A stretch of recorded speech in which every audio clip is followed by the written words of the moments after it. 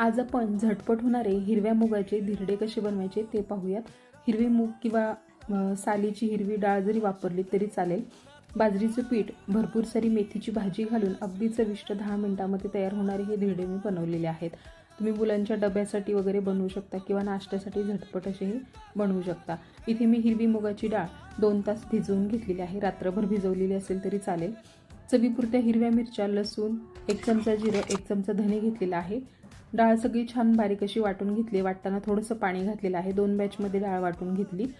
ह्यात 2 चमचे बेसन पीठ घातले, 4 मोठे चमचे बाजरीचं पीठ घातलेलं आहे। भरपूर सारी कोथिंबीर घालायची, पाव चमचा हळद, 1 चमचाभर पांढरे तीळ, त्यानंतर चवीपुरतं मीठ घालायचे आणि ह्यात भरपूर सारी मेथीची भाजी बारीक चिरून घातलेली आहे।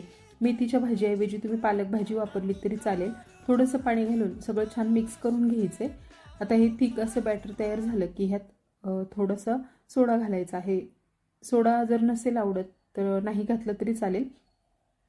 सोडा घालून चांगलं मिक्स करून घ्यायचे आणि लगेच हे बनवायला घ्यायचे। जर वेळ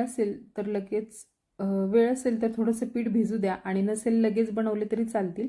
जर तुम्हाला हे कुरकुरीत बनवायचे असतील तर लो गॅसवरती मिश्रण थोडंसं जास्तीचं पातळ करून बनवा, मस्त कुरकुरीत होतात। किंवा मग असे सॉफ्ट बनवायचे असतील तर मिश्रण खूप जास्त पातळ करू नका आणि थोडेसे हे जाड ठेवायचे।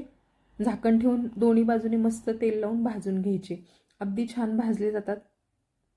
मेथीची भाजी घातल्यामुळे चवीला छान होतात। मुलांच्या टिफिनसाठी तुम्ही बनवू शकता किंवा सकाळच्या किंवा संध्याकाळच्या नाश्त्यामध्ये बनवू शकता। तीळ घातल्यामुळे ह्याला चव खूप छान आलेली आहे। मस्त खमंग असे हे हिरव्या मुगाचे थालीपीठ किंवा धिरडे तयार झालेले आहेत। नक्की करून पहा। व्हिडिओ आवडला असेल तर लाईक करा, नवीन असाल तर सबस्क्राईब करायला विसरू नका। रेसिपी कशी वाटली कमेंट करून नक्की सांगा।